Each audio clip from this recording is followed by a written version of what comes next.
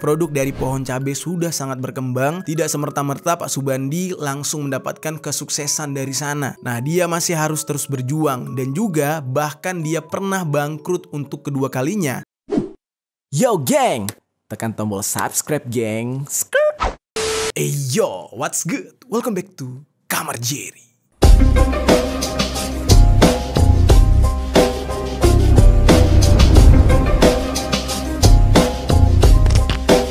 Geng. Oke, kemarin kita udah sempat bahas dan cukup heboh gitu ya tentang pemilik dari brand Indomie, alias pemilik pertamanya, founder pertamanya. Nah, ternyata respon teman-teman banyak banget gitu ya mendengarkan kisah tersebut. Dan sekarang tiba-tiba gue menemukan fakta yang lain lagi. Sebuah merek yang terkenal di Indonesia, merek asli Indonesia yang ternyata punya skandal juga, skandal kepemilikan gitu ya. Mungkin kalian pernah dengar sambal dua belibis. Nah, bisa jadi nih di rumah kalian pasti ada nih sambal. Saus sambal dua belibis ini menjadi salah satu pilihan masyarakat Indonesia sebagai pelengkap makanan. Ya baik ketika makan mie atau masak frozen food dan makanan-makanan lainnya. Ternyata di balik brand dua belibis yang cukup terkenal ini ada sebuah kisah yang mirip dengan kisah Indomie dan mie Gaga. Yang mana ternyata pemilik dari merek dua belibis ini harus kehilangan haknya atas brand tersebut dikarenakan keponakannya sendiri. Nah, gimana nih kisah di balik terciptanya saus sambal dua belibis ini? Langsung aja kita bahas di sisi lain.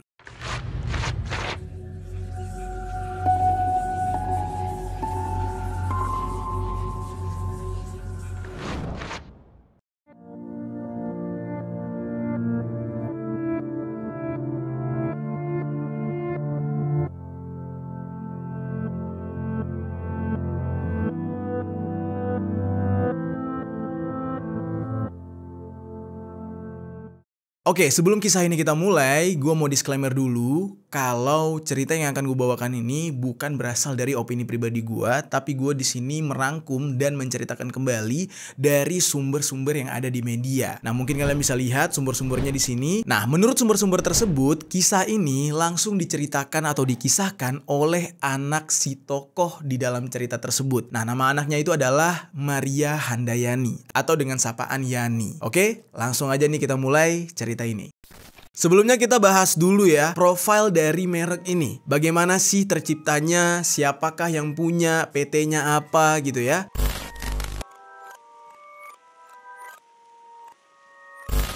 Jadi, saus sambal dua belibis itu adalah produk di bawah naungan PT Guna Cipta Multirasa yang mengakuisisi UD Padmasari. Kalau kita lihat websitenya nih ya, di sana akan dituliskan tentang saus sambal dua belibis ini pertama kali dikeluarkan pada tahun 2006. Lalu kemudian seiring berjalannya waktu, karena persaingan penjualan saus semakin ketat, semakin banyak brand-brand lain yang menjadi rival dari dua belibis, akhirnya pihak manajemen dari PT Guna Cipta Multirasa membuat strategi baru, yaitu dengan mendirikan sister company yang bernama PT Anggana Catur Prima. Dan PT ini didirikan pada bulan Mei tahun 2012. Ya, berarti 6 tahun setelah saus sambal belibis ini berdiri. PT Anggana Catur Prima ini memegang peranan di dalam distribusi. Jadi PT ini adalah PT distributor yang mana bergerak secara tunggal untuk seluruh proses distribusi dan pemasaran dari semua merek yang berada di bawah nama PT Guna Cipta Multirasa.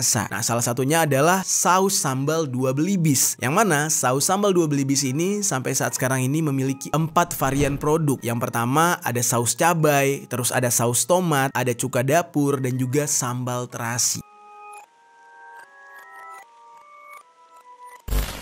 Oke, sekarang kita masuk ke dalam pembahasan kasus dibalik berdirinya sambal dua belibis ini.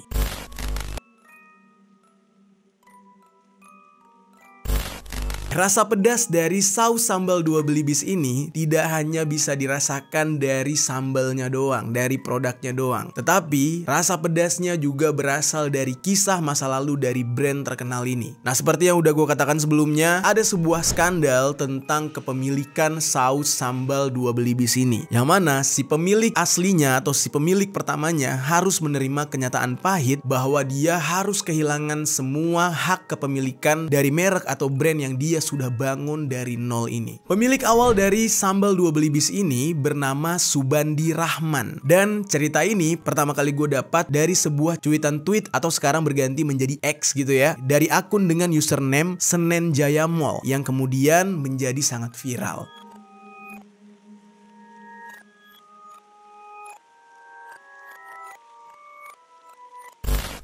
Pak Subandi Rahman sebagai pencetus atau pemilik awal dari saus sambal dua belibis merupakan anak dari seorang penjual bakmi yang berada di kawasan Jakarta Barat. Wah, cukup nyambung ya dari sejarahnya. Orang tuanya jualan bakmi, anaknya berhasil membangun sebuah brand atau merek saus gitu. Yang mana seperti yang kita tahu ya, saus dengan bakmi, dengan bakso gitu ya. Pokoknya dengan semua yang berkuah-kuah tuh adalah sebuah organisasi dan komunitas yang enak gitu ya. Kalau nggak ada saus kayaknya kurang sedap gitu rasa bakso atau rasa mie yang kita makan. Bakmi yang dijual oleh orang tua Pak Subandi ini sangat disukai oleh banyak orang karena rasanya memang terkenal enak. Dan juga memang ya, kalau misalkan kalian tinggal di Jakarta, asal muasal bakmi yang enak-enak di Jakarta ini itu rata-rata dari Jakarta Barat memang. Jadi jangan heran kalau usaha bakmi milik orang tua Pak Subandi ini menjadi salah satu primadonanya, menjadi salah satu bakmi terenak di Jakarta. Seiring berjalannya waktu, Pak Subandi yang di saat itu sudah mulai beranjak dewasa, dia melihat ada sebuah kesempatan nih di dalam usaha kedua orang tuanya. Di saat itu dia mencoba untuk meracik sambal buatannya sendiri sebagai pelengkap dari dagangan orang tuanya. Hal ini terpikir oleh dia karena dia ingin membuat sesuatu yang berbeda dari bakmi-bakmi lain yang ada di wilayah Jakarta Barat tersebut, supaya bakmi milik orang tuanya itu jauh lebih spesial lah gitu. Dan dia juga yakin gitu ya, dengan bahan makanan yang kalau dibuat sendiri tidak instan gitu, itu udah pasti rasanya jauh lebih enak dan terkontrol rasanya. Dan hal ini memang benar-benar terbukti. Rasa dari sambal buatan Pak Subandi ini enak banget, kualitasnya terjaga dan tidak pakai bahan pengawet. Lalu seiring berjalannya waktu, banyak orang yang mulai ngeh nih, ini sambal dari bakmi buatan Pak Subandi di usaha milik orang tuanya rasanya beda dan enak banget, seger gitu, bikin orang pengen datang ke situ lagi. Akhirnya nih ya, dari yang tadinya orang-orang datang ke sana untuk membeli bakmi, lama-lama orang-orang malah pengen beli sausnya, saus sambal buatan Pak Subandi ini. Yang akhirnya Pak Subandi melihat sebuah kesempatan emas di sana. Dia membuat usaha baru atau cabang dari usaha orang tuanya, yaitu mengemas sambal buatannya sendiri untuk dijual.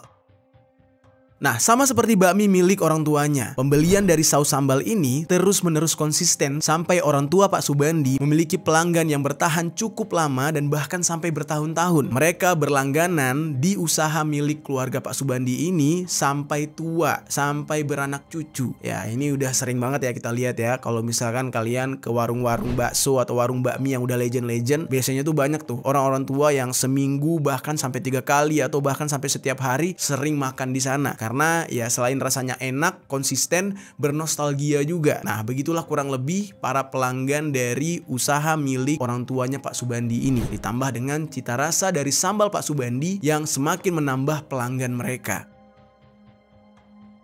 Lalu geng, di tengah-tengah kesuksesan usaha mereka, rasa yang konsisten, orang-orang senang berada di sana, kedua orang tua Pak Subandi yang sudah mulai tua akhirnya meninggal dunia. Dan di saat itu, mau tidak mau, usaha milik keluarganya ini harus tetap diteruskan. Nah, sampai pada akhirnya karena Pak Subandi sudah spesialis di bagian sambal nih, di bidang sambal, adiknya lah yang akhirnya mengambil alih usaha milik orang tuanya tersebut, alias usaha bakmi tadi. Tetapi nih geng ya, perjalanan dari si adiknya dalam memegang usaha milik keluarganya ini nggak berlangsung lama. Karena berselang beberapa waktu, adiknya ini memilih untuk pindah ke Selandia Baru atau New Zealand dan menetap di sana. Nah, sehingga pada akhirnya tidak ada pilihan lain. Usaha milik keluarganya tersebut harus dihandle oleh Pak Subandi sendiri. Jadi di situ dia sekaligus menghandle sambalnya, sekaligus juga menghandle usaha bakmi peninggalan orang tuanya.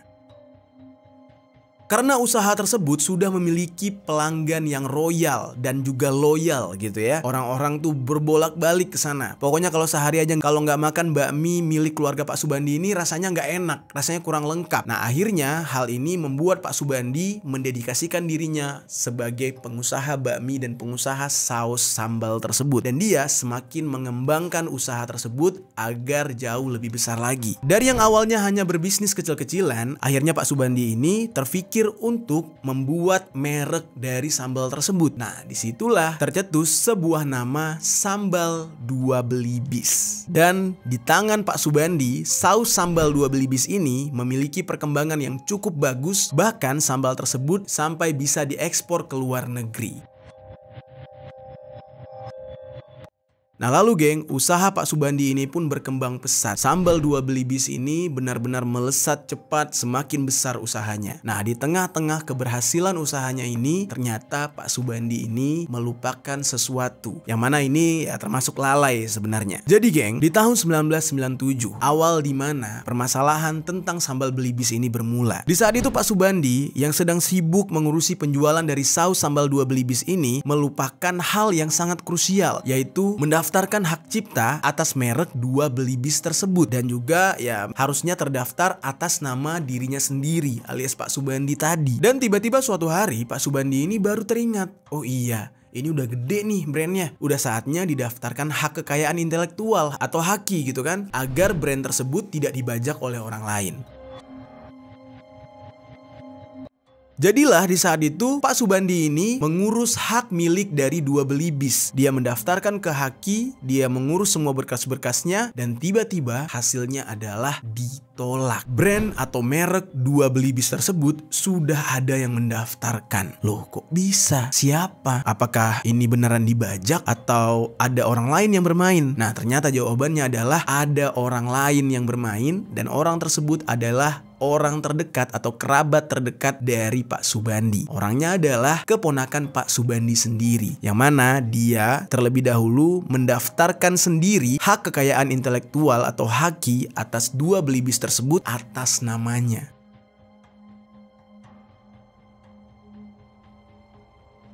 Memang ya, usaha ini sudah melibatkan keponakan Pak Subandi sejak dari lama. Karena namanya juga usaha keluarga, udah pasti saudara-saudaranya ikut terlibat gitu. Dan di saat itu, Pak Subandi merasa dihianati oleh keponakannya sendiri. Dan dia berusaha untuk mengambil lagi nama dari Dua Belibis tersebut dengan cara menempuh jalur hukum. Nah, akhirnya berjalanlah proses hukum, yang mana prosesnya itu cukup alot. Pertikaian antar keluarga, yang mana banyak hal yang harus dipertimbangkan. Pak Subandi masih sangat-sangat berusaha untuk mengambil kembali nama dari hasil usaha milik keluarganya ini. Kemudian di akhir tahun 1997, kenyataan pahit harus diterima oleh Pak Subandi, yang mana ternyata dia kalah di dalam gugatan pengadilan tersebut atas hak nama sambal Dua Belibis itu. Nah, pengadilan menganggap Pak Subandi tidak memiliki bukti yang cukup untuk mengatakan kalau merek atau brand tersebut benar-benar merupakan miliknya dia. Ditambah lagi keponakannya yang sudah lebih dahulu mendaftarkan merek tersebut atas namanya sendiri, yang mana secara hukum merek Dua Belibis ini secara sah sudah milik si keponakannya, bukan milik Pak Subandi lagi. Akhirnya nih geng,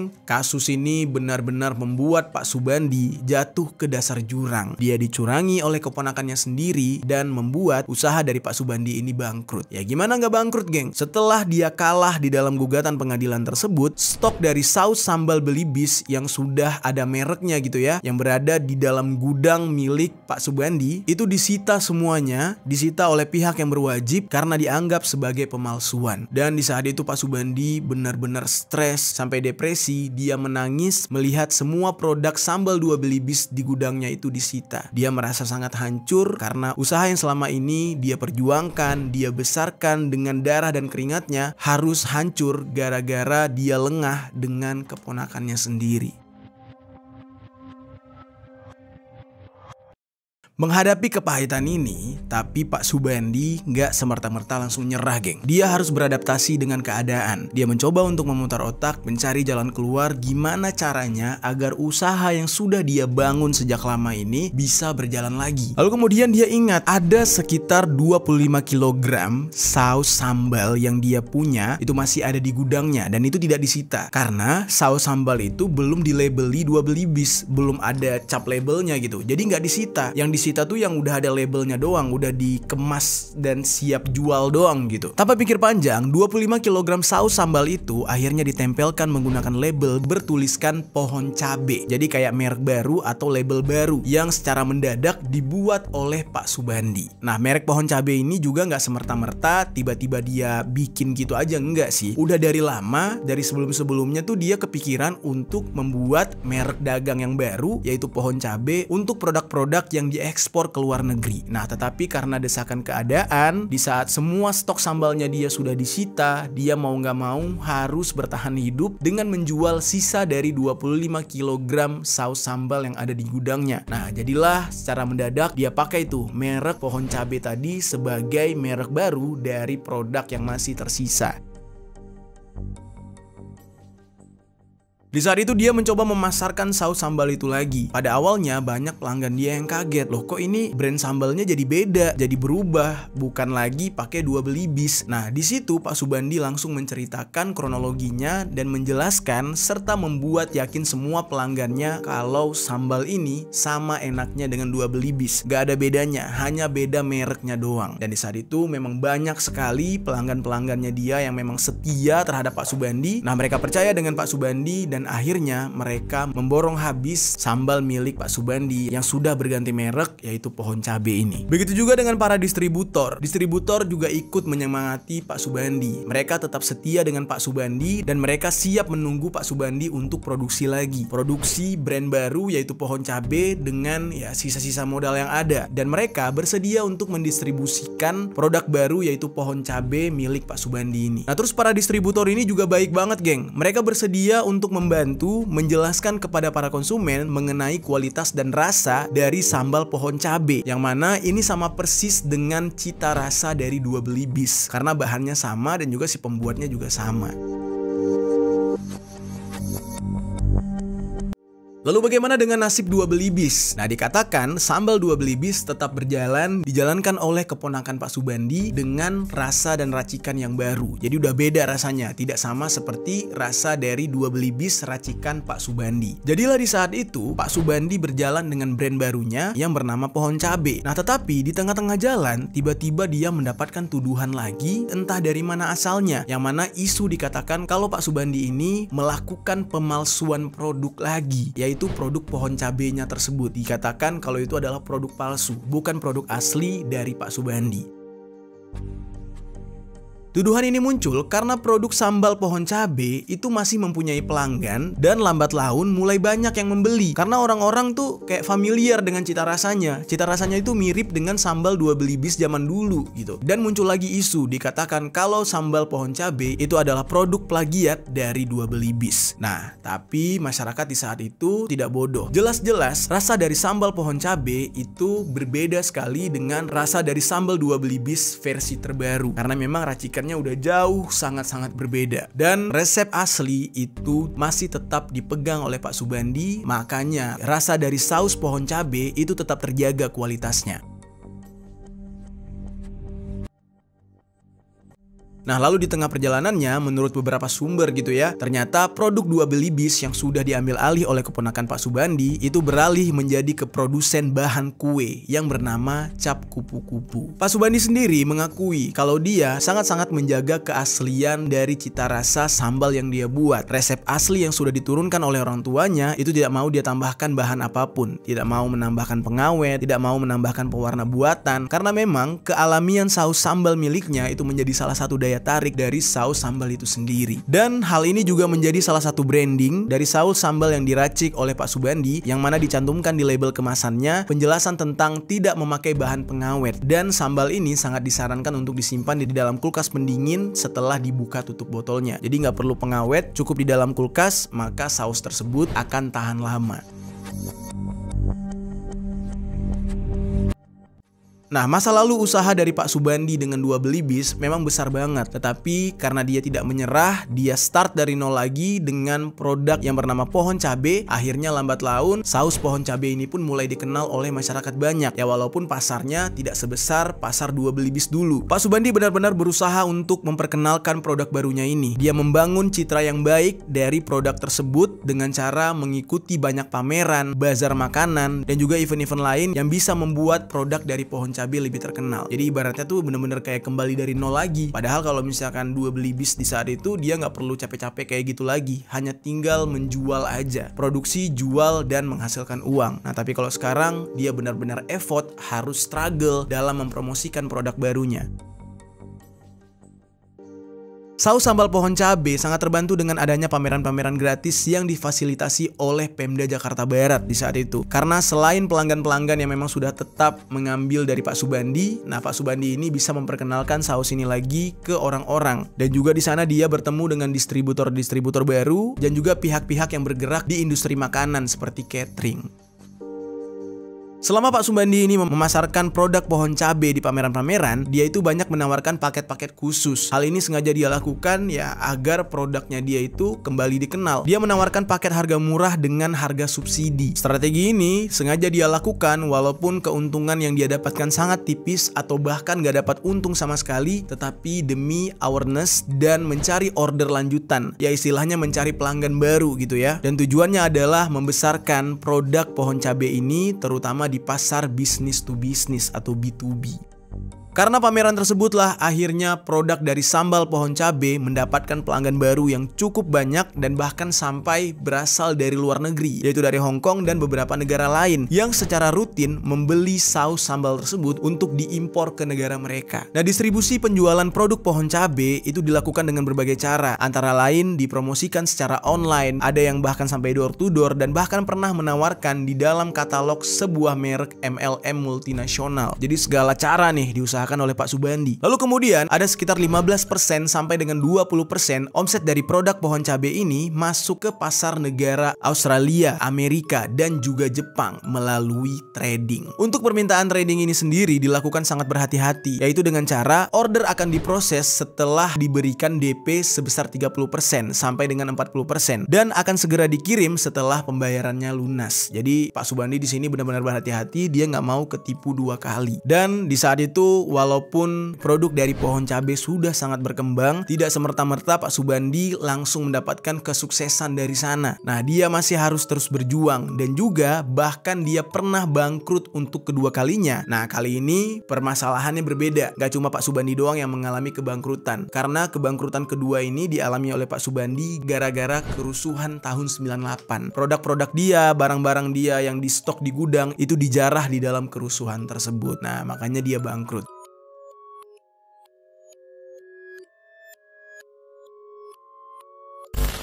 Tetapi memang setelah kesulitan pasti ada kemudahan gitu geng ya. Karena di saat itu Pak Subandi sudah memiliki pelanggan yang tetap, yaitu dari sebuah restoran ayam goreng fast food cukup terkenal gitu, yang mana mereka sudah ada kerjasama dan pasti produk dari Pak Subandi ini dibeli oleh mereka. Akhirnya Pak Subandi ini tidak terlalu sulit untuk bangkit lagi. Dia hanya perlu untuk mencari modal dan memproduksi sambal itu lagi karena pelanggannya memang sudah menunggu. Jadi nggak sepahit ketika bangkrut gara-gara disitanya 2 Belibis dulu.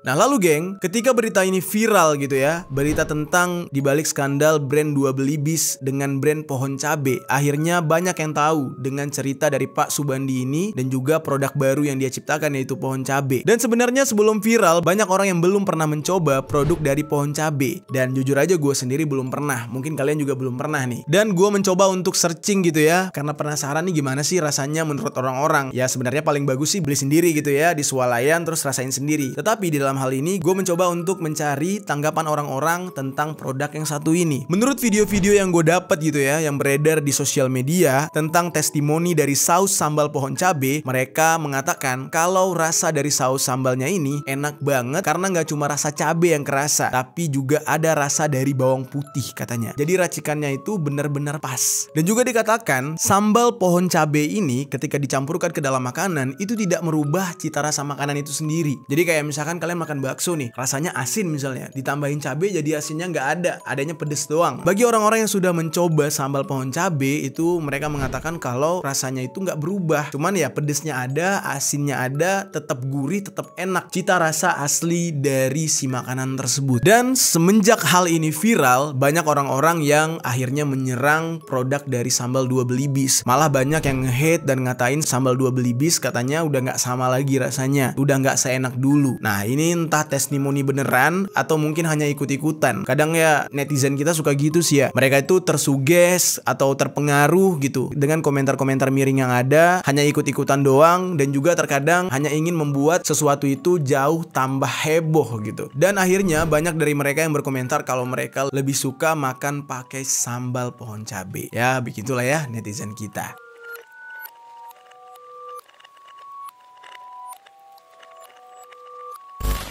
Oke, itu dia kisah tentang skandal sambal Dua Belibis. Ada cerita pahit di sana atau ada cerita pedas di balik itu semua yang melibatkan si penciptanya, yaitu Pak Subandi. Nah, sekarang gue pengen bahas sedikit nih geng, kenapa sih rakyat Indonesia atau masyarakat Indonesia itu suka banget dengan sambal? Keluar negeri pun harus ada saus sambal gitu. Dan itu merupakan pelengkap makanan wajib bagi masyarakat Indonesia. Nah, sekarang nih kita bahas.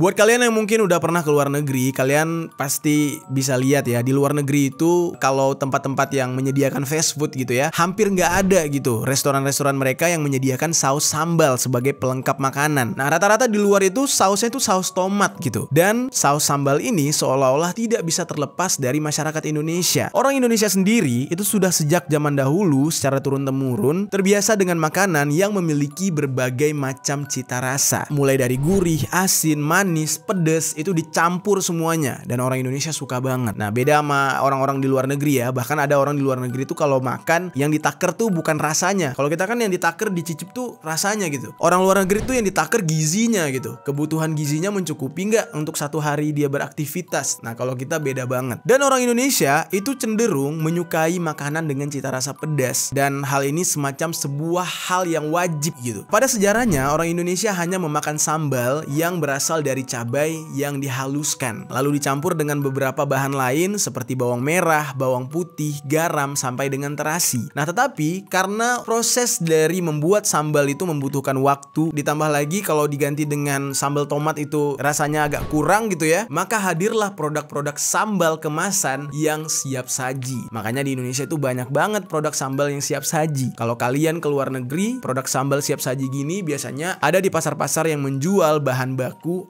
asal tanah air Indonesia. Di luar negeri rata-rata makanannya tuh rasanya hambar, karena memang orang luar negeri nggak suka rempah-rempah, nggak suka rasa yang terlalu asin dan terlalu manis. Nah selera lidah orang Indonesia itu berbeda gitu. Ya bisa dikatakan selera lidah Asia gitu ya, itu beda banget karena sudah terbiasa dengan cita rasa yang kompleks. Nah jadilah banyak orang Indonesia yang kalau misalkan berangkat ke luar negeri nggak mau repot-repot, nggak mau bermasalah dengan makan, akhirnya di dalam koper mereka selain tumpukan baju, mereka biasanya membawa serta sambal ke luar negeri. Nah itu memang sudah menjadi kebiasaan masyarakat kita. Nah itu dia geng, cerita tentang persambalan di Indonesia. Dan juga sebuah kisah yang berasal dari seorang pendiri sambal terkenal di Indonesia, yaitu Pak Subandi, yang ceritanya benar-benar miris banget. Tapi dari cerita Pak Subandi ini kita bisa mengambil banyak sekali pelajaran. Yang pertama, kita tidak boleh terbuai, tidak boleh santai-santai, harus sigap, harus jelas ya kan. Apalagi mengingat usaha kita itu udah keras banget, produk kita udah gede. Nah itu harus banget kita berhati-hati dengan yang namanya penipuan. Tidak tertutup kemungkinan orang terdekat kita lah yang nantinya akan menipu kita sendiri, yang akan berkhianat dan menghancurkan kita. Nah seperti yang dialami oleh Pak Subandi, dia dikhianati oleh keponakannya sendiri. Nah lalu pelajaran lain yang positif yang bisa kita ambil dari Pak Subandi adalah semangat pantang menyerahnya, yang mana dia sangat yakin kalau dia bisa bangkit kembali. Ditambah lagi dia sangat-sangat menjaga kepercayaan kepada para partnernya, distributor, pelanggan tetapnya, dan dia juga mencari segala kesempatan untuk bisa memperkenalkan kembali produk barunya dia, yaitu pohon cabai. Nah ini adalah sebuah kisah yang sangat inspiratif yang mungkin bisa kita ambil dan kita terapkan setiap detail positifnya untuk kehidupan kita.